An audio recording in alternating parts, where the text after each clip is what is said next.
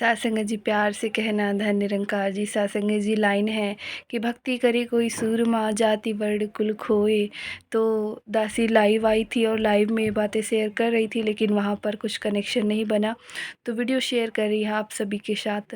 तो सासंग जी भाव यही कि भक्ति करे कोई सूरमा जाति वर्ण कुल खोए, यानी भक्ति वो ही कर पाएगा जो जाति वर्ण और कुल इन सब से ऊपर उठकर जब वो अपनी सोच को रखेगा और इन सब से आगे बढ़कर ये चीज़ें देखेगा, तो ही वो अपनी भक्ति कर सकता है। और भक्ति के लिए जैसा कि हम एक एग्ज़ाम्पल लेते हैं माता सबरी का, तो माता सबरी का एग्ज़ाम्पल जब लेते हैं, वो अपने गुरु का सेवा करती थी।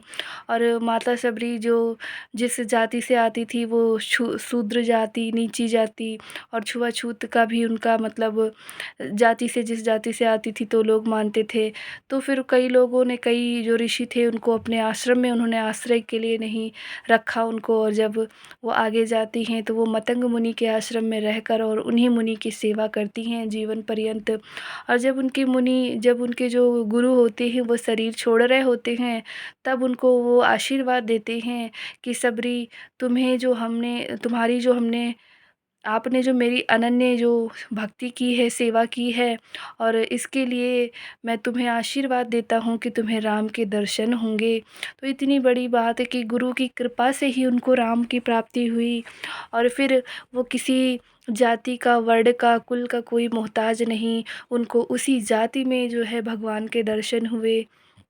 फिर आगे बात करते हैं कि मीराबाई ने गाया कि पायो जी मैंने राम रतन धन पायो। और मीराबाई जो कि महलों की रानी थी और सब कुछ था उनके पास, फिर भी उन्होंने, जो कहते हैं ना कि इतना बड़ा जो उनका स्वरूप कि वो रानी होते हुए भी उन्होंने महलों में महलों को छोड़कर भजनों को अपनाया, साथ ही साथ उन्होंने गुरु से ज्ञान लिया, इसकी जानकारी करी। और फिर उन्होंने कहा, जब उनको ये गुरु मिल गया, ये निरंकार मिल गया, तब उन्होंने कहा कि पायो जी मैंने राम रतन धन पायो, वस्तु अमूलक दी मेरे सतगुरु, कर कृपा अपनायो। तो ये तो भक्ति की बात करें तो ये तो कृपा साध्य मार्ग ही है, और बिना गुरु की कृपा के तो हम भक्ति कर ही नहीं सकते।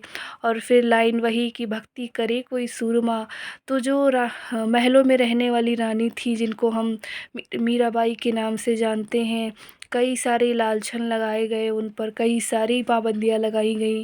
कहते हैं कि एक बार तो उनको विष का प्याला भी दे दिया गया पीने के लिए कि आप इसको पी लो और वहीं पर आपका, तो कहते हैं कि सद्गुरु का इतना चमत्कार कि जब वो विष का प्याला पी भी लेती हैं, उसके बाद भी वो जीवित रहती हैं।